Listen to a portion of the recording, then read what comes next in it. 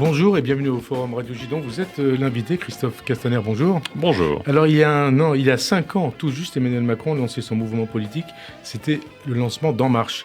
Un quinquennat plus tard, le parti présidentiel a montré ses limites. Est-ce la faute à la crise sanitaire ou plutôt au manque d'idées du parti et au manque d'incarnation de ce leader?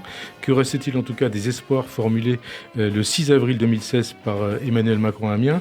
Et puis comment envisager la fin du quinquennat et les combats politiques à venir, régional et présidentiel? La République En Marche est-elle adaptée à la bataille pour 2022? Mais pour commencer, Christophe Castaner, ce qui a fait une partie de l'actualité de la semaine, à savoir ce dîner dans le restaurant clandestin du tandem Chalancon-Leroy, êtes-vous soulagé qu'aucun ministre n'ait été présent ce soir-là et que vous inspire la séquence médiatique autour de ce dîner?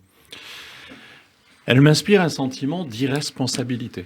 C'est-à-dire au moment où on demande aux Français de faire preuve de responsabilité dans leur comportement quotidien, voir quelques personnes et je dirais, peu importe leur profession, même si je pense que pour un politique, le devoir d'exemplarité est plus fort encore, voir quelques personnes s'affranchir au motif qu'ils ont de l'argent de ces règles-là et se comporter de cette façon, c'est totalement irresponsable. Mais je l'ai dit, en politique, dans le monde médiatique, on a peut-être une responsabilité supplémentaire par rapport aux Français. Et donc, si un Français enfreint une règle, il mérite une amende. C'est comme ça qu'on fonctionne dans notre pays. Quand un politique s'affranchit d'une règle, la sanction doit être non pas pénale, mais politique et plus lourde. Un politique et un journaliste, c'est pareil? Oui, je pense qu'on a aujourd'hui, nous, ceux qui parlons aux Français, un devoir d'exemplarité. Et donc, nous devons, sur ce sujet, être exemplaires. Alors, je sais qu'il faut remettre les choses à leur place. Là, il y a aussi une double irresponsabilité, y compris celle des médias qui ont jeté en pâture cette idée qu'il y aurait des ministres alors qu'ils n'en savaient rien. Et ça a été effectivement la course aux ministres pour constater qu'in fine, tout ça là semble vidé de toute substance et de toute réalité. Et donc, ce haro contre la classe politique, cette dénonciation virtuelle, tout ça est une vraie forme d'irresponsabilité. C'était haro plutôt au départ contre le gouvernement, donc puisqu'on a entendu que des ministres ou un ministre était présent ce soir-là. Est-ce qu'il y a un problème de déontologie journalistique? Est-ce que vous considérez que le CSA doivent se pencher sur la médiatisation du dîner dans ce restaurant clandestin, et notamment par rapport au rôle de M6 et éventuellement des chaînes d'infos? Moi, je ne suis pas juge de la responsabilité des journalistes. C'est le CSA, vous l'avez dit. Et je ne doute pas que le CSA s'en saisisse. Parce que l'écho médiatique de cette affaire, à mon avis, le CSA, qui est très attentif à ces sujets, va certainement s'en saisir, interroger. Et je pense qu'il ne s'agit pas de interroger, dénoncer, c'est-à-dire, il va s'interroger ou il va être interrogé? Non, mais je ne sais pas. Mais vous ne doutez pas qu'il va s'en saisir? Mais c'est tellement logique et c'est important. C'est important aussi pour nous, pour notre relation avec les journalistes, pour la relation des Français avec les journalistes, qu'on puisse mettre des garde-fous.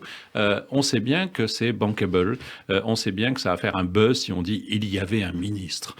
Et on a vu comment toute la semaine, ça a été la course au ministre. Pour tout ça aboutir à faire pchit, comme l'a dit un jour un autre homme politique qui a marqué notre pays. Jacques Chirac, hein. Exactement. Et donc, voilà, vous dites aussi c'est abracadabrantesque, comme il disait à l'époque? Là, c'était sur des accusations ciblées, donc voilà, mais comme vous, j'aime bien ce mot. Mais c'est pas seulement parce que abracadabrantesque aujourd'hui, ça peut nous faire sourire. Non, c'est cette défiance qui existe vis-à-vis de la classe politique. Elle est fondée sur des critiques légitimes que les Français peuvent nous faire, mais n'en rajoutons pas. Et donc, soyons nous exemplaires dans notre comportement et veillons aussi, quand on est journaliste, à ne pas jeter en pâture le tout dans une imprécision totale. C'est ainsi. Et le monde médiatique est ainsi fait que quand une information sort, elle devient réelle parce qu'elle est écrite. Je vous prends un exemple.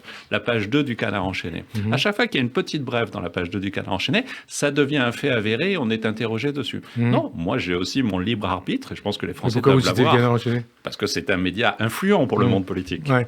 Et alors, ce qu'on a vu aussi, donc c'était hier, il l'a confirmé, Brice Hortefeux reconnaît avoir déjeuné avec Alain Duhamel chez le chef Leroy, mais se défend de toute pratique illégale.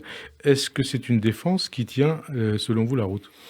Et qu'est-ce que vous pensez, puisque vous dites que les hommes politiques doivent être irréprochables, et les journalistes, qu'est-ce que vous inspire la présence de Brice Hortefeux et d'Alain Duhamel dans ce restaurant? Écoutez, d'abord, j'ai vu que pour l'affaire Chalençon, le parquet s'était saisi. Je ne doute pas que sur ce sujet, avec deux personnalités connues, le parquet s'en saisisse. Et c'est à la justice de dire si c'est une infraction ou pas. Et vous, qu'est-ce que vous en pensez, puisque vous dites que les hommes politiques doivent être irréprochables, et parce que, d'après ce qu'on sait, Emmanuel Macron avait dit, si un ministre a dîné dans ce restaurant, en gros, il sera viré. Hein. Écoutez, moi, je ne vais pas commenter pour telle ou telle personne parce que je n'en sais rien. Mais ce que je sais, c'est que si c'est le cas, ils devront s'expliquer. Et je crois qu'ils sont en train de le faire. Et c'est en fonction de ces explications qu'il y aura ou non des poursuites judiciaires. Je ne suis pas juge. Et là aussi, je pense que on voit depuis quelque temps un mélange des genres entre les politiques et la justice. La justice que l'on critique quand elle est défavorable. La justice qu'on instrumentalise en multipliant des dénonciations à coups d'article 40, etc. Non, chacun doit être à sa place. Les politiques doivent être exemplaires. Alors, on en vient à la crise sanitaire, Christophe Castaner. Olivier Véran annonce aujourd'hui dans le JDD que dès demain, toutes les personnes âgées de plus de 55 ans pourront être vaccinées avec un vaccin AstraZeneca. Il annonce aussi un espacement des doses. Pourquoi un nouveau changement de stratégie? Est-ce que cela ne risque pas de contribuer au climat anxiogène ambiant? Je ne crois pas. Au contraire, c'est élargir la possibilité de vacciner et c'est la stratégie que nous avons depuis le début. Dès le mois de décembre. Oui, mais attendez, parce que attendez, j'entends ce que vous dites, mais est-ce que c'est pas aussi parce qu'il y a trop de vaccins AstraZeneca, les Français, une partie des gens ne veulent pas se faire vacciner avec ce vaccin, et c'est pour utiliser les doses qui resteraient. Non, mais attendez, moi, si demain je suis éligible à être vacciné à l'AstraZeneca, je serai vacciné à l'AstraZeneca et je n'ai aucun problème sur ce sujet-là. Pour une raison simple, c'est que la Haute Autorité de Santé dit allez-y.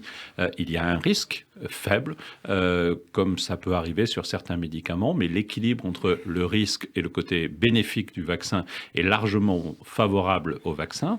Et donc, il nous faut là-dessus lever toute ambiguïté. Moi, je fais confiance aux autorités sanitaires. Les autorités sanitaires disent vous pouvez y aller. Et en même temps, il y a une stratégie gouvernementale qui a été présentée au mois de décembre par le Premier ministre à l'Assemblée puis au Sénat, qui dit on va commencer, tous les pays n'ont pas fait cela, on va commencer par les publics les plus fragiles, en fonction du volume de vaccins disponibles, et on va élargir la cible. Petit à petit, on élargit la cible, et effectivement, Olivier Véran a annoncé qu'à partir d'aujourd'hui ou demain, les plus de 55 ans rentraient dans la cible.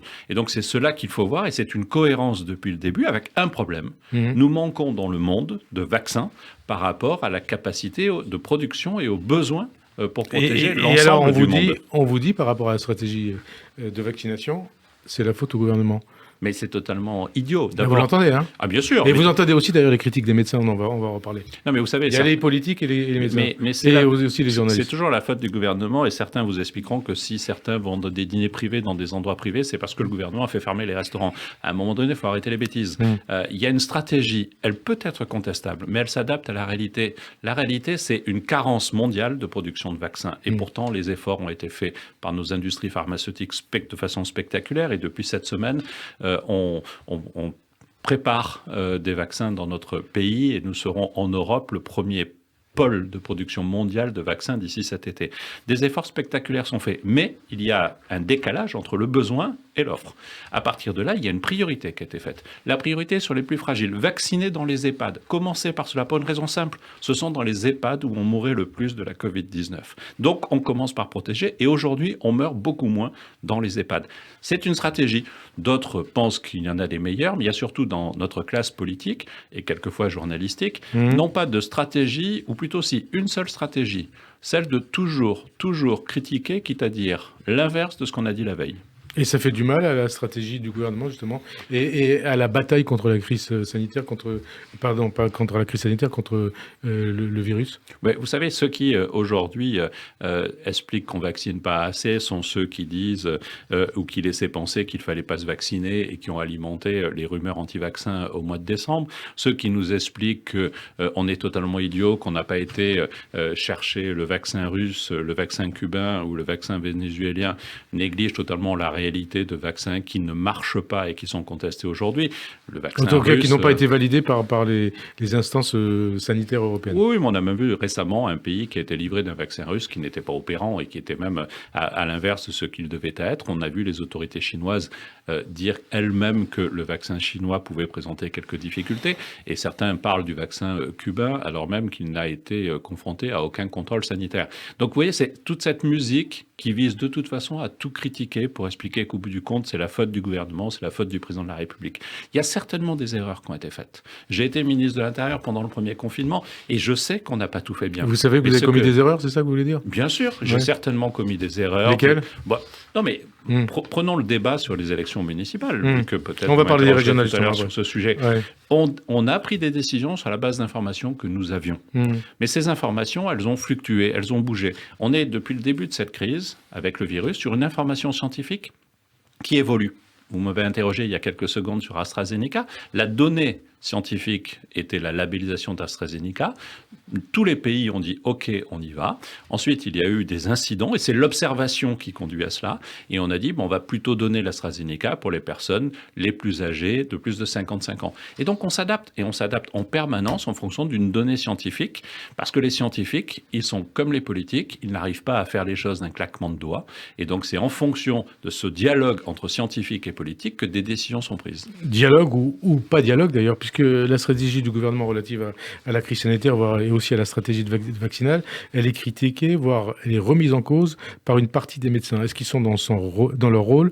Est-ce qu'ils compliquent la tâche du gouvernement, ces médecins ? Alors, vous l'avez dit, par une partie des médecins. C'est toute la difficulté pour le politique. Les médecins d'ailleurs ces médecins qui sont souvent sur les plateaux télévisés. Oui, et c'est toute la difficulté pour le politique, c'est qu'il doit prendre un avis. Si vous aviez 100% de la donnée scientifique qui vous dit la réponse est A, dites-vous bien que pour le politique, il n'y aurait aucune difficulté. Il prendrait les conséquences aussi de la stratégie, notamment les conséquences économiques, sociales, que nous devons prendre en compte, mais il prendrait la décision qui conviendrait aux scientifiques. Mais on voit comment même la communauté scientifique est très divisée sur ce sujet. Alors, est-ce qu'ils gênent la stratégie gouvernementale ou est-ce qu'ils ont tort de parler ? Non. Je pense que certains devraient faire moins de plateaux de télé et plus de recherche et plus de présence dans les hôpitaux. Qui, par exemple ? Peu m'importe, mais certains politiques qui cachent leur étiquette de vous pensez à Philippe Juvin, des gens comme ça ? Par exemple, de leader LR, et dont le discours n'est plus scientifique, il est militant, et on le voit bien, mais ça c'est son choix. Mais que les scientifiques, que les professionnels du terrain nous parlent, c'est essentiel. Et qu'ils nous critiquent, c'est légitime. Et publiquement, c'est légitime aussi ? Mais bien sûr, attendez, qui je suis pour donner une leçon aux médecins, au monde médical qui depuis un an est mobilisé comme il est mobilisé. Et s'il y a des moments de colère, des moments de fatigue, il peut y avoir des critiques qui me heurtent, je les accepte parce que je sais ce qu'ils font. C'est intéressant de vous entendre dire ça. Alors avec dans ce contexte de crise sanitaire, des interrogations autour du maintien ou pas des régionales et des départementales les 13 et 20 juin prochains. Avec d'abord aussi cette consultation des maires, ce que dénonce l'Association des maires de France de François Baran et François Baran lui-même et Christian Jacob qui parle d'une manœuvre. Qu'est-ce que vous leur répondez ? Là, je trouve ça totalement dingue. C'est-à-dire totalement dingue pourquoi ? L'AMF, par exemple, n'a pas hésité à considérer qu'au motif qu'il y avait une crise sanitaire dans notre pays, on pouvait décaler de 18 mois le renouvellement de son propre bureau et de ses propres instances. Donc, eux peuvent. Par contre, ce qui est dingue, c'est qu'on a sollicité l'avis de l'AMF et des associations d'élus, et dont on a vu qu'elle n'avait pas forcément sollicité l'avis des maires locaux. Dans ma région, Christian Estrosi, maire de Nice, le maire de Manosque, dans mon département, dans ma circonscription. Donc les Alpes de Haute-Provence. Dans les Alpes de Haute-Provence, on dit... Écoutez, on a vu l'avis de l'AMF, mais nous, on n'a pas été consultés. Donc le gouvernement fait un choix de demander leur avis. Ce n'est pas scientifique, et ce ne sera pas seulement en fonction de cela, mais on demande aux 36 000 maires de France ce qu'ils en pensent. Mais pour une raison simple. C'est légitime pour vous. Mais qui organise les élections sur le terrain ? Ce ne sont pas les candidats. Je l'ai été à de nombreuses reprises. Par contre, j'ai été maire. Alors, moins longtemps qu'André Léniel, le premier vice-président, celui qu'on entend beaucoup. Ça fait 44 ans qu'il est maire de sa commune. Alors, ça lui donne une certaine expérience. Peut-être que ça le coupe un peu de la réalité aussi, des appréhensions des Français. André Léniel qui était avec vous au Parti Socialiste. Oui, ou vous étiez avec lui au Parti Socialiste. Oui, je ne sais pas s'il y est toujours, mais c'est au moins un fidèle de sa mairie. Je vous dis, 44 ans de mandat. À un moment donné, on est chez les fous. Quand l'Association des maires de France reproche au gouvernement d'oser demander aux maires de France leurs sentiments, je trouve qu'on est quand même chez les fous. Et donc, on voit bien qu'au fond, ce sont des postures politiques. On s'assoit sur sa représentativité, on ne l'utilise pas forcément et on refuse que d'autres parlent directement. Non. Que le gouvernement, que les préfets, qui sont sur le terrain en permanence avec les maires de France, sollicitent leur avis pour éclairer notre décision collective, que le Premier ministre fasse ce sur quoi il s'est engagé, c'est-à-dire venir devant l'Assemblée, devant le Sénat, donc ça, c'est la semaine avec prochaine, un débat en 50-1 pour dire « je veux vous écouter, je veux échanger avec vous », c'est bien. Enfin, on est vraiment dans un paradoxe qui montre bien les postures politiciennes de certains. Alors justement, le débat la semaine prochaine, vous allez voter pour ou contre le report ? Moi, ma position, que j'ai alignée sur celle de Stanislas Guerini, le patron du mouvement La République En Marche, est celle de dire qu'on ne joue pas avec les dates des élections. Et donc, nous sommes favorables au maintien des échéances. Mais on a mis du coup une condition. C'est pas ce que dit Richard Ferrand, il dit le contraire. Non, mais Richard a parlé comme président de l'Assemblée nationale et il sait les opinions différentes qui existent au sein de l'Assemblée. Et donc, il n'y a pas de contradiction de méthode entre nous. Et j'ai eu l'occasion d'en parler avec Richard avant même qu'il envoie sa lettre au Premier ministre pour donner son sentiment. Mais ce que je veux vous dire, c'est que nous avons mis avec Stanislas Guerini une condition, c'est justement la capacité de les organiser au plus près du terrain. Et là aussi, prendre la température et l'avis de ceux qui sont sur le terrain pour mettre en œuvre les élections, les maires. Les maires, alors justement, est-ce que cette consultation des maires signifie que le maintien des élections est subordonné à l'accord d'une majorité de maires? En clair, que se passe-t-il si les remontées des préfets, qu'a priori vous aurez la semaine prochaine, font état d'un souhait massif de report de ces élections par les maires? Le gouvernement assume ses responsabilités. C'est le gouvernement qui proposera, s'il faut reporter, un texte de loi, et le Parlement prendra ses responsabilités, votera ou non ce texte. Par contre, que l'on soit éclairé par l'avis des maires, c'est bien. Et c'est ça l'idée. Non, mais est-ce qu'il y aura non, mais on ne demande pas une conséquence éventuelle, enfin une conséquence, est-ce que cette consultation des maires aura des conséquences quant au maintien ou pas des dates de ces élections? Je vais prendre votre question différemment. Ouais. Est-ce que si les maires disent à 52% non, on ne veut pas des élections, on a une compétence liée et on est obligé de dire non à 52%? C'est pas le cas. Non. Le regard des maires est un élément que nous devrons prendre en compte. C'est vrai pour le gouvernement, c'est vrai pour le Parlement qui votera ou pas une loi. S'il y a report, il faudra un texte de loi. Ouais, donc il faudra que l'Assemblée, le Sénat se prononcent. C'est comme ça que marche la démocratie. Mais nous aurons le regard des maires sur notre territoire. C'est pour ça que Moi, j'en ai rencontré, j'étais dans ma circonscription des Alpes-de-Haute-Provence vendredi et samedi, j'en ai rencontré quelques-uns qui m'ont fait part de leur très grande inquiétude sur leur capacité à organiser et donc à protéger les Français. Et donc, ça veut dire que les maires parmi les maires que vous avez consultés, est-ce qu'il y a une large majorité de ces maires qui disent on préfère un report? C'est pas représentatif parce que ce que j'ai vu était à 100% favorable au report. Donc, pour moi, et j'en ai pas vu beaucoup, donc ça n'est pas représentatif. Je sais par contre que la préfète des Alpes-de-Haute-Provence a lancé cette consultation auprès des maires et nous verrons ce que répondent les maires de France à cette question. Et les résultats de cette consultation, vous l'aurez quand a priori? En début de semaine, milieu de semaine, je pense. En milieu de semaine, donc avant le vote à l'Assemblée, et a priori? Le vote était envisagé mardi, je ne sais pas si... Mardi ou mercredi, oui. Voilà, je ne sais pas, à l'Assemblée mardi, je ne sais pas si ce sera le cas, mais je pense que le gouvernement attendra effectivement le retour de cette consultation. Je n'ai pas d'informations sur cette consultation. Elle est ouverte jusqu'à ce soir ou demain matin. Elle remontera. Mais je vous le dis, il ne s'agit pas de se déresponsabiliser. Le gouvernement prendra toutes ses responsabilités. Je vous promets qu'à l'Assemblée nationale, le groupe que je préside prendra aussi toutes ses responsabilités. Et si les élections n'ont pas lieu en juin, est-ce qu'elles pourront avoir lieu avant la présidentielle? Il faut que ce soit l'objectif. Ça veut dire que... Objectif, mais ça veut dire que c'est pas certain, quoi. Vous savez, face à la crise sanitaire que nous connaissons, dire tout est certain, tout est acquis, il n'y a pas de difficulté, ce serait mentir aux Français, je ne le fais pas. Mais j'ai confiance dans notre politique vaccinale, j'ai confiance dans les Français qui ont bien en tête les efforts qu'ils font et que ces efforts se poursuivront même après le desserrement que nous connaîtrons à partir de la mi-mai. Et donc, moi, je sais que... Enfin, j'ai le sentiment profond que nous connaîtrons une amélioration de la situation sanitaire qui nous permettra un retour, non pas à une vie normale, mais à une vie avec quelques contraintes, mais surtout de la responsabilité individuelle, et que nous pourrons retrouver un rythme normal de déroulement des élections. Peut-être même dès la fin du mois de juin, et donc peut-être même pourrions-nous ne pas reporter les élections. Vous voyez, le débat reste ouvert. Mais ça veut dire que vous dites pourrions-nous ne pas reporter les élections, ça veut dire que dans votre tête, il est possible qu'on doive les reporter. Ah ben, à contrario, mais dans ma tête, c'est ce que j'ai écrit il y a 2 jours. Oui, vous voulez qu'elle soit maintenue. C'est notre objectif et qu'elle puisse avoir lieu, mais il faut que les maires soient à l'aise. Vous savez, les contraintes qu'a proposées, mais pour protéger les électeurs, le Conseil scientifique sont d'un très haut niveau. J'ai vécu la capacité des maires à s'adapter pour le premier tour des élections municipales en quelques jours et à faire des efforts spectaculaires partout en France, dans nos 35 000 Et ensuite, ça s'est retourné contre vous, vous vous souvenez. Mais de toute façon, ceux qui, dans le JDD du premier tour de l'élection, disaient « Ah, si vous aviez reporté les élections, ça aurait été une crise démocratique majeure », les mêmes, quelques semaines plus tard, je pense à Éric Ciotti, par exemple, qui écrivait ça dans JDD, critiquaient le fait d'avoir maintenu. Bon, c'est ainsi. Et François Baroin, il joue un rôle franc, loyal ou pas?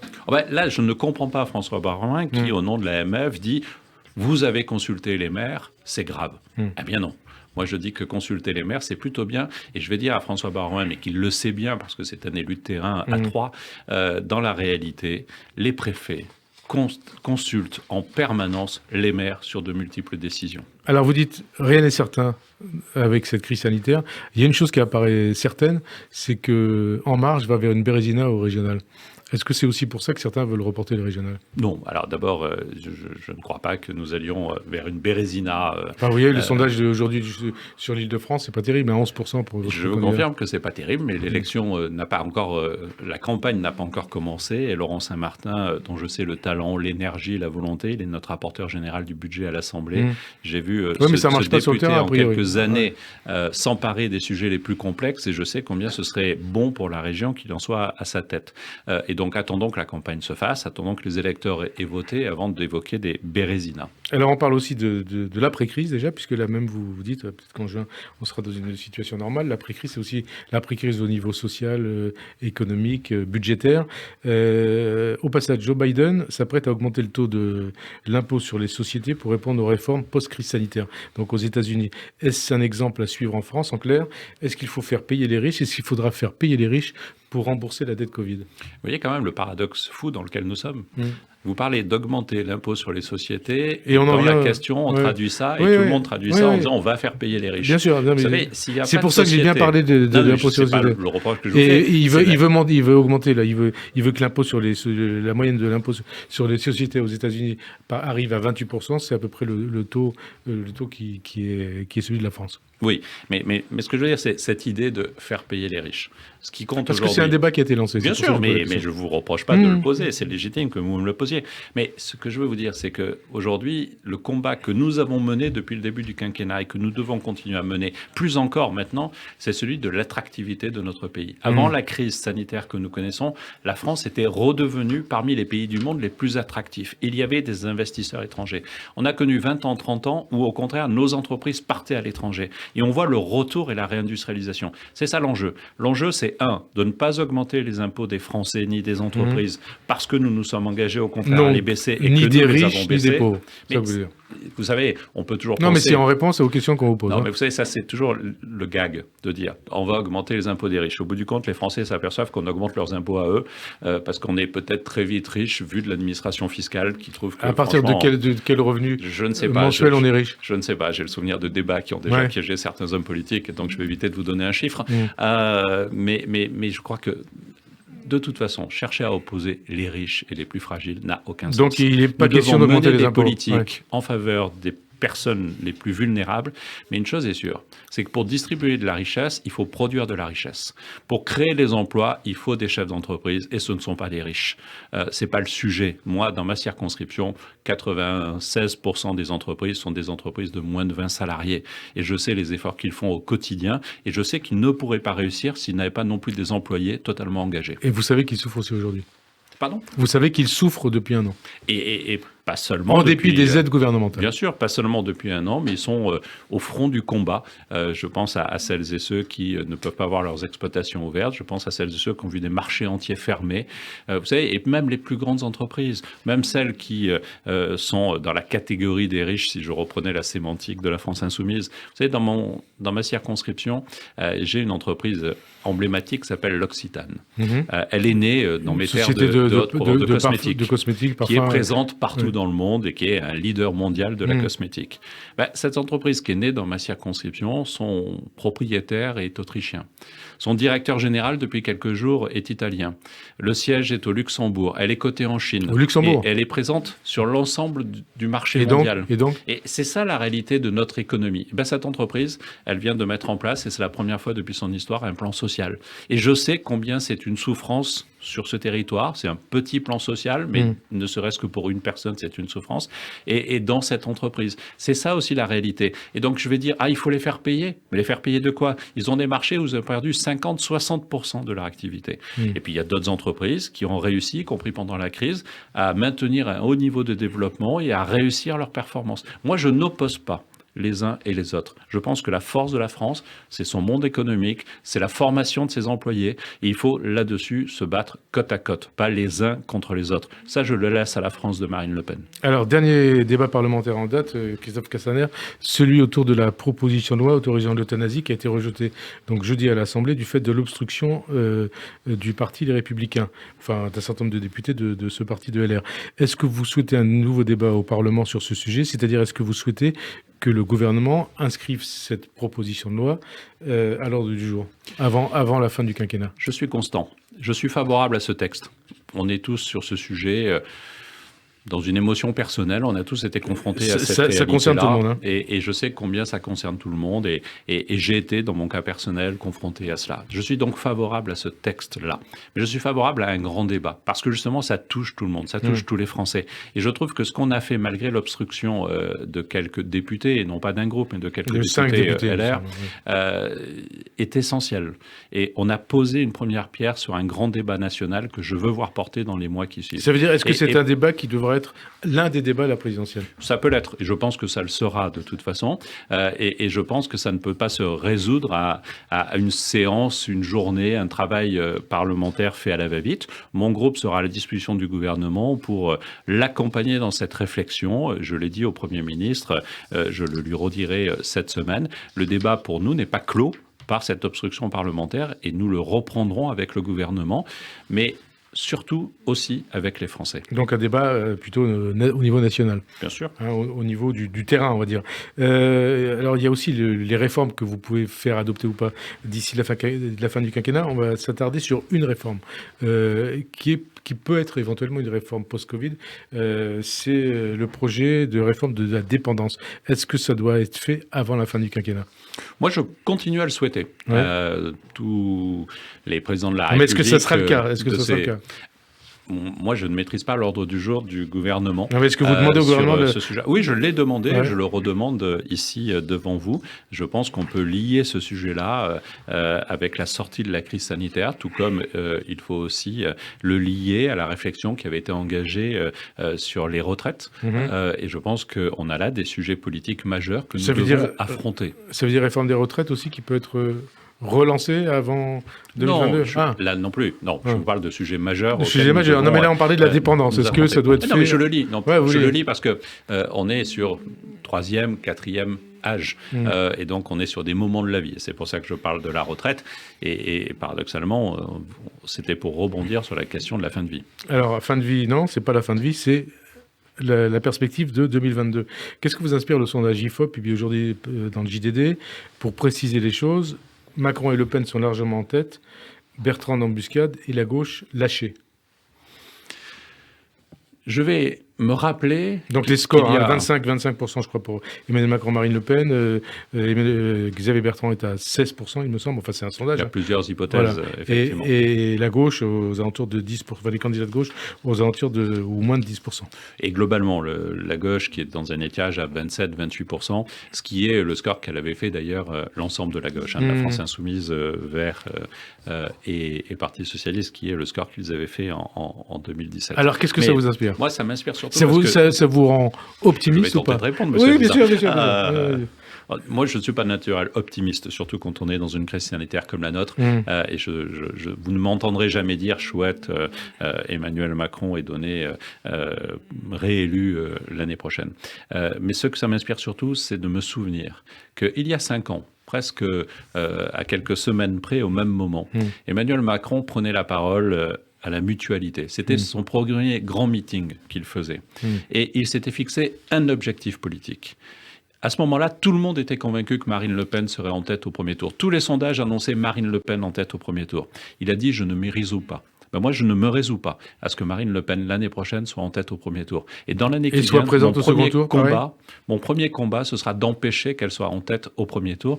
Et je pense que Emmanuel Macron, s'il était candidat, est le meilleur rempart à cela. Je ne sais pas si vous savez, je m'excuse de vous interrompre, vos détracteurs disent non. Emmanuel Macron, vous avez entendu ce qu'a dit Arnaud Montebourg, hein, il est arrogant, il est détesté, il sera battu par Marine Le Pen. D'abord, je ne sais pas d'où il tire la science de la politique, Montebourg. J'ai vu que dans le sondage d'aujourd'hui, il était réduit à 6%, il est même décroché par Anne Hidalgo. Mais surtout... Décroché à 2 points près, hein, 2-3 points près. Ah oui, mais quand vous êtes à ces étiages-là, 2 points, ça fait en fait 20 à 30% d'écart, si on raisonne en statistique. Mais là, on va perdre nos auditeurs. Ce que je sais, c'est qu'aucun des candidats de gauche, si on en croit les sondages, au second tour n'est capable de battre Marine Le Pen. Emmanuel Macron, oui. Donc c'est cela. Alors, qu'il ne cesse de nous donner des leçons et surtout de jouer avec le feu. Qu'il cesse de vouloir casser le front républicain. Qu'il cesse de se tromper d'adversaire. Et je le dis à toute la gauche. Vous remarquerez que toute la gauche considère toujours que son adversaire, c'est Macron. Macron, pas Le Pen. Moi, mon combat politique, je l'ai fait, parce que c'est ma génération, dans le combat contre Jean-Marie Le Pen. Et aujourd'hui, je pense que Marine Le Pen, qui a inventé un concept, Marine Le Pen, c'est la barbapapa de la politique. La barbapapa de la politique, oui, vous savez ce dessin animé qui existait il y a quelques années, ça veut dire quoi où le personnage se transformait en permanence en fonction des besoins. Il devenait avion s'il avait besoin de se déplacer. Il devenait maison si on avait besoin de se protéger. Il devenait parachute en cas de chute. Et on voit bien que Marine Le Pen, en fait, c'est de la cosmétique, de la transformation. Aujourd'hui, sur toutes les idées qu'elle avait profondément inscrites contre l'Europe, contre Schengen, contre le remboursement de la dette, elle fait demi-tour. C'est ça la réalité de Marine Le Pen. Elle n'a plus de corpus, elle n'a qu'une ambition, vouloir le pouvoir à tout prix, quitte à renoncer à tout pour avoir le pouvoir. 2-3 questions par rapport à ce que vous venez de dire. D'abord, est-ce qu'un second tour, Marine Le Pen, Emmanuel Macron, ou Emmanuel Macron, Marine Le Pen est inévitable? Ensuite, est-ce que vous mettez un signe égal entre Jean-Luc Mélenchon et Marine Le Pen? Non, je me suis déjà exprimé sur ce sujet. Je trouve que Jean-Luc Mélenchon va très loin pour devenir peu républicain. Son obsession présidentielle... C'est-à-dire, il est devenu non républicain. Vous savez, quand on a tous en tête certaines de ces expressions, je ne vais pas les réévoquer ici, mais il s'éloigne effectivement de la République. Mais je sais son chemin, je sais ce qu'il pense fondamentalement, je sais son ancrage dans une logique historico-philosophique de notre pays, et j'apprécie cette capacité chez l'homme politique, même si aujourd'hui on le voit bien dans son incapacité, par exemple, à prendre une position claire contre le séparatisme que connaît notre pays. Il s'éloigne de la République, mais je ne le mets pas sur le même plan. Alors, Marine Le Pen. Second tour. Et je ne le mettrai jamais sur le même plan. Et ça veut dire Marine Le Pen. Ça veut dire qu'en cas de second tour, Marine Le Pen-Mélenchon, vous votez sans problème pour Mélenchon? Non, mais je me suis déjà exprimé sur ce sujet, mais à un moment donné, je vais arrêter de travailler sur des hypothèses dont on sait qu'elles n'existent pas. Alors, donc, second tour, Marine Le Pen, Emmanuel Macron, une hypothèse qui n'existe pas ou c'est inévitable? Non, cette hypothèse existe. Inévitable ou pas? Elle est d'évidence et on l'a vu. Je rappelle que depuis 2002, le Front National, c'était Jean-Marie Le Pen, peut-être qualifié au second tour, et que nous n'avons pas collectivement réussi à faire reculer le Front National, mais surtout à faire reculer les peurs sur lesquelles le Front National surfe. Et donc, c'est notre travail que nous devons mener. On a 1 an de campagne avant la présidentielle. Faisons-le tous ensemble. Mais ne nous trompons pas d'adversaire. Quand je vois quand même cette perte de repères idéologiques d'une partie des partis politiques de gauche qui considèrent que leur adversaire c'est Emmanuel Macron plus que Marine Le Pen, je me dis qu'on marche un peu sur la tête. Pour préciser les choses, hein, vous faites allusion aux leaders de gauche qui disent qu'entre Marine Le Pen et Emmanuel Macron, ils voteront pas forcément, ou ils voteront pas Emmanuel Macron. C'est le cas notamment de Jean-Luc Mélenchon, qui dit qu'il ne donnera pas de consigne de vote. Qu'est-ce que ça vous inspire? Et qu'est-ce que ça dit de l'état de la gauche? Mais il y a 5 ans, le même Jean-Luc Mélenchon, qui a mis plusieurs heures à s'apercevoir qu'il n'avait pas gagné le premier tour de l'élection présidentielle. Plusieurs heures, vous êtes optimiste. Oui, et qui, au fond, n'a jamais donné de consigne de vote. Donc, de toute façon, il n'a pas su, là-dessus, ni accepter sa défaite, il est arrivé 4e, ni être clair dans cet adversaire. Donc, il est constant là-dessus, dans un espèce de mélange intellectuel de valeurs, et je pense que c'est grave pour notre politique. Après, et qu'est-ce que ça dit de l'état de la gauche? Vous en avez parlé il y a quelques instants, mais qu'est-ce que ça dit de l'état de la gauche? Une gauche qui n'arrive pas à choisir entre un candidat, entre guillemets, républicain et Marine Le Pen. Non, mais d'abord, il y a quelques leaders politiques et il y a les électeurs. Les électeurs ne se trompent pas. Et d'ailleurs, on le voit dans les projections, dans les études qui ont été commandées par le JDD aujourd'hui. On voit bien qu'au second tour, les électeurs de gauche viennent, si on est dans une hypothèse Emmanuel Macron-Le Pen, vers Emmanuel Macron. Eux ne se trompent pas. Leur chef essaye de faire vivre un petit commerce qui leur appartient, mais qui est devenue une toute petite boutique. Et ils ont quelquefois de tout petits esprits sur ce sujet-là. Bon, je le regrette. Les électeurs suivent. Alors qu'à l'inverse, on le voit d'ailleurs, les électeurs de droite ont beaucoup plus de mal. Et dans tous les cas de figure, si c'est un leader de gauche qui est au second tour face à Marine Le Pen, c'est Marine Le Pen qui gagne. Et l'électeur de droite, justement, Édouard Philippe, quel rôle il peut jouer dans cette campagne? Est-ce que c'est un rival ou c'est un allié pour Emmanuel Macron? Moi, j'ai aucun doute sur la parole d'Édouard Philippe. Cette semaine, il a dit, et on a échangé tous les deux d'ailleurs sur cette expression, qu'il était à la fois loyal et à la fois libre.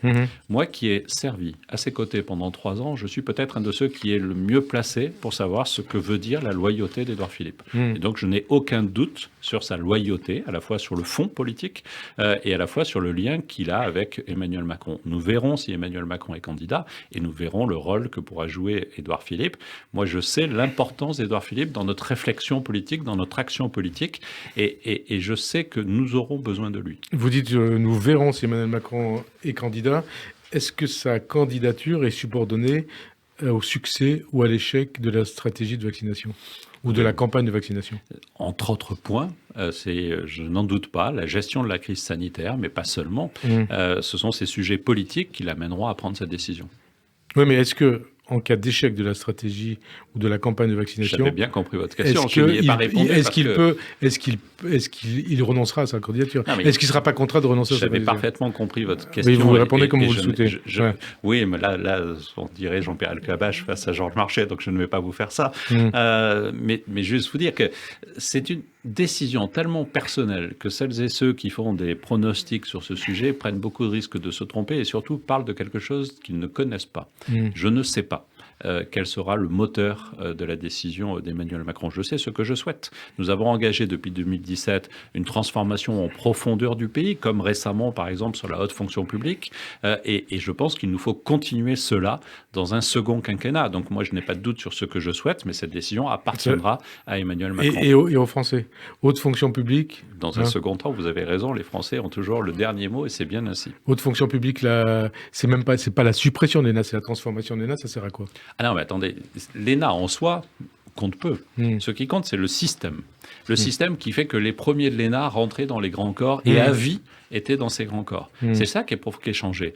Tous les fonctionnaire qui sortira de cette grande école d'administration qui va être revue, avec un corpus de formation qui va regrouper les commissaires de police, les futurs patrons des douanes, toutes nos grandes écoles d'administration auront un corpus commun, et les fonctionnaires qui sortiront de cette nouvelle école iront sur le terrain. Ils commenceront dans des préfectures, ils ne seront pas tout de suite dans des grands corps. Et puis ensuite, dans leur carrière, parce qu'on a besoin aussi d'inspecteurs aux finances, à la Cour des comptes, au Conseil d'État. Ensuite, parce qu'ils auront été confrontés au terrain, parce qu'ils auront été remarqués comme étant des bons potentiels, comme on le fait dans les entreprises, ils pourront progresser. Cet esprit, c'est un changement révolutionnaire. Changement révolutionnaire. Une révolution au niveau de la fonction publique française. J'en suis intimement convaincu parce que d'abord, un corpus commun sur tous les hauts cadres de la fonction publique de notre pays, c'est une bonne chose. Apprendre à penser ensemble plutôt qu'apprendre à penser en silo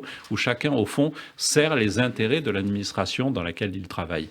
Quitte à négliger la vision horizontale, celle que vivent les Français au quotidien. Je suis un partisan très actif d'un pouvoir plus fort au préfet. Le président de la République, dans son expression cette semaine, l'annonce et renforce les préfets de département dans ces missions-là. Et je pense vraiment qu'il nous faut effectivement un nouveau parcours. Il n'est pas logique qu'aujourd'hui, mais vous savez, ça existe aussi dans certaines grandes écoles du privé, vous sortiez en disant « je vais être chef et je serai chef toute ma vie ». En négligeant totalement la formation tout au long de la vie notamment. Quand vous allez dans certains pays, je pense à la Chine, que vous citez des grandes entreprises chinoises, ça m'est arrivé, et vous constatez que les ingénieurs de cette entreprise passent 1 semaine par mois en formation pour être toujours à la pointe de la formation, je me dis qu'en France, on a besoin effectivement de revoir notre formation, et le président de la République a décidé que la fonction publique devait être exemplaire, c'est bien ainsi. Alors il nous reste 7 minutes, un certain nombre de questions. D'abord une question anecdotique, après la déclaration de la maire ELV de Poitiers, estimant, je la cite, que l'aérien ne devrait pas être un rêve d'enfant. Le ministre des Transports, Jean-Baptiste Djebbari, a annoncé vouloir décorer officiellement les 2 présidents des aéroclubs poitevins qui étaient concernés par cette remarque de la maire de la ville. Est-ce que vous l'approuvez ? Je ne connais pas les qualités de ces deux présidents, mais ce que je sais, c'est qu'Emmanuel Macron, quand il a été élu en 2017, la première mesure qu'il a prise, c'était de suspendre les promotions de la Légion d'honneur et de l'Ordre national du mérite pour redonner du sens à ces décorations qui sont des décorations nationales. Est-ce que ça aurait du sens, ça, justement ? Je ne le crois pas, Vous ne parce croyez pas ? que c'est présenté à un moment politique. Une décoration ne doit jamais être un objet politique. Donc c'est une erreur, une faute du ministre des Transports ? Je ne partage pas cette proposition, mais je ne connais pas la qualité des deux présidents en question. Peut-être que c'est peut-être de faire rêver les jeunes, les enfants. Vous savez, je vais prendre le contre-pied comme une boutade, mais moi, j'aimerais qu'on fasse rêver les jeunes de la Légion d'honneur ou de l'Ordre national du mérite. Le problème, c'est que quelquefois, c'est apparu tellement galvaudé qu'au fond, cette reconnaissance de la nation, les jeunes n'ont pas conscience de son importance. Et c'est peut-être parce qu'on a pu les donner quelquefois dans des conditions anormales. Le président a voulu réformer cela en profondeur. Veillons à garder cet esprit-là. Mais j'aimerais me souvenir, 14 juillet, il devait y avoir 500 Légions d'honneur données. Le président de la République en a donné 100. Et donc là, c'est un message que vous envoyez, que vous adressez au ministre des Transports. Alors au passage aussi. Je réponds surtout à votre question. Oui, Christophe Castaner, le débat sur l'islamo-gauchisme lancé par la ministre des Universités, Frédérique Vidal, est-ce qu'elle était bienvenue ? Et vous venez de la gauche, vous venez du Parti Socialiste. Quand vous entendez la présidente de l'UNEF, Mélanie Luce, justifier les réunions non mixtes pour ces militants racisés, et que Benoît Hamon la soutient, c'était ce matin sur France Info, qu'est-ce que cela vous inspire ? Je ne suis pas surpris ni par la présidente de l'UNEF, ni par Benoît Hamon. Ce que je sais, pour avoir été un responsable de l'UNEF dans ma vie étudiante... C'est pour ça que je vous posais la question aussi. À l'époque, ce que je sais, c'est que l'UNEF s'est effondrée dans les élections universitaires et a choisi de faire du clientélisme. Et au fond, ce choix de clientélisme les a amenés à aller sur cette position que certains qualifient d'islamo-gauchisme. J'ai un peu de mal avec ce terme-là. On voit ce que ça on voit clairement que c'est une dérive clientéliste qui néglige le fait que quand on est un responsable syndical, on ne doit pas chercher à travailler clientèle par clientèle, mais plutôt à rassembler les étudiants et à défendre tous les étudiants, quelle que soit leur religion, quelle que soit leur conviction et quelle que soit leur famille ou leur niveau social. Benoît Hamon qui s'engouffre dans ce débat, qui approuve Mélanie Luce et qui accuse aussi, c'était toujours sur France Info ce matin, Emmanuel Macron et ses ministres, je le cite, de diaboliser la gauche et les islamo-gauchistes et de dédiaboliser Marine Le Pen et l'extrême droite. Est-ce que ce matin, sur cette émission, Benoît Hamon a mené un combat quelconque contre Marine Le Pen ? La réponse est non. Par contre, il a tapé sans cesse sur Emmanuel Macron. Alors, la réponse est dans la question. Benoît Hamon, de toute façon, s'est enlisé dans ce courant de pensée-là depuis quelque temps. Il continue à s'y enliser, à s'y enfoncer. Et c'est lui, et c'est la gauche en question, qui doit s'interroger. Ils ont l'impression que leur propre échec est la conséquence de ce que nous faisons. Non.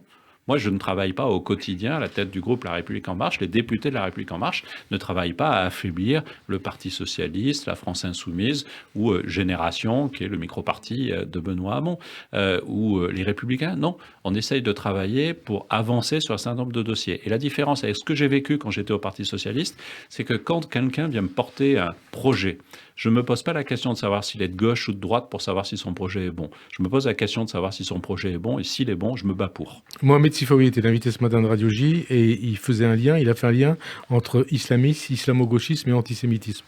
On est 9 ans après le massacre de l'école Ozar Hatorah et depuis un certain nombre de juifs ont été assassinés parce qu'ils étaient nés juifs. Est-ce que vous faites le même constat que Mohamed Sifawi ? On voit les dérives. Et on voit les dérives qui existent sur ce sujet-là. Je pense qu'il a en partie raison et je respecte beaucoup son travail. Et on voit au fond que, parce que notamment la gauche à laquelle j'appartenais n'a pas osé regarder les choses en face. Parce que l'attentat de Toulouse, par exemple, au début n'a pas été qualifié d'attentat terrorisme. Parce que, et puis on peut remonter au début des années 2000, quand Lionel Jospin était Premier ministre. Bien sûr, mais globalement, on était mal à l'aise sur ce sujet et on avait peur du coup d'apparaître comme contestant une religion, en l'espèce l'islam. Non, on s'est trompé. Quand on voit des femmes et des hommes, et surtout des hommes, dévoyer une religion pour en faire un objet de séparatisme politique, on doit être tous unis pour combattre contre. Et quand on voit aujourd'hui la montée d'un enracinement islamiste dans notre pays, dont les Juifs sont les premières victimes, dans les quartiers où et dont les musulmans aussi sont les victimes. Oui, mais là, je pense aussi au phénomène où les Juifs vivaient dans des quartiers que petit à petit on a chassés. Ça, c'est des choses réelles que tout le monde a en tête, des sujets sur lesquels j'ai eu l'occasion de m'exprimer comme ministre de l'Intérieur. C'est juste insupportable. Et donc, on a, à gauche, je crois, fermer les yeux sur cela, et le réveil est brutal. Une partie de la gauche a un regard lucide sur le sujet, une minorité de la gauche, soit par gêne, soit par complexe, soit aussi par une laïcité qui les conduit à penser critiquer l'islamisme, c'est critiquer l'islam, se taisent. Et ils se trompent. Critiquer l'islamisme, c'est protéger l'islam. Et quand on mène ce combat-là, on doit le mener avec et pour les musulmans de France. Dernière question. L'actualité de la semaine a été marquée aussi mardi, c'était à l'étranger, par l'affront protocolaire de la Turquie envers Ursula von der Leyen. La présidente de la Commission avait été placée en retrait sur un divan lors d'une réunion entre les présidents des institutions de l'Union européenne avec le président turc Erdogan et le président du Conseil européen Charles Michel. D'abord, qu'est-ce que ça vous inspire et qu'est-ce que cela dit du régime turc? Et puis aussi de l'attitude de Charles Michel. Est-ce qu'il a été à la hauteur? Bon, manifestement, une erreur de protocole et une absence de réaction immédiate, alors que... Une erreur de protocole, une humiliation? Non, mais enfin, j'ai lu dans certains papiers, Libération, par exemple, a expliqué pourquoi il y avait une explication protocolaire. Mais, je veux dire, d'abord une erreur. Mais l'erreur de protocole, on pourrait dire c'est pas très grave. Ce qui est grave, c'est que s'ils étaient là tous les deux, c'était pour dire au président turc que nous étions très préoccupés de la dérive du régime turc, que nous étions très préoccupés de voir la Turquie renoncer à la Convention d'Istanbul qui vise à protéger des violences les femmes et les enfants. Et donc c'est cette dérive-là qui est grave, et ce qui se passe, à mon sens, aujourd'hui en Turquie est grave. Dérive islamiste aussi du régime turc? C'est un des éléments, mais ça n'est pas un des éléments, et je ne crois pas que ce soit pour cette dérive-là qu'aujourd'hui il est non, mais vous avez été annexé une partie de la Syrie ou d'autres sujets. Vous avez été ministre de l'Intérieur. Est-ce qu'il y a une emprise de la Turquie sur un certain nombre d'associations, de mosquées en France? Ah oui, pardon. J'allais m'en tirer avec une pirouette pour vous dire que le ministre de l'Intérieur ne va pas commenter ce qui se passe en Turquie. Bien sûr qu'il y a une influence. Alors là, il y a une influence turque sur l'organisation de l'islam dans notre pays qui est totalement anormale. Et c'est la raison pour laquelle le président de la République, quand il s'est déplacé à Mulhouse, et c'était le premier temps du moment qui nous a amené au texte de loi sur le séparatisme, a mis en place et a annoncé la volonté que nous empêchions l'ingérence étrangère, à la fois par la mise à disposition d'imams et de psalmodieurs dans notre pays, mais aussi par le contrôle des financements étrangers du culte musulman en France. Et les Turcs sont les premiers acteurs, notamment sur la mise à disposition d'imams qui viennent dans notre pays, qui ne parlent pas la langue française et qui sont financés et dirigés, ce qui est plus grave encore, par la Turquie. Merci en tout cas, Christophe Castaner, d'avoir répondu à notre invitation. Bonne fin d'après-midi sur Radio J et à dimanche prochain. Merci.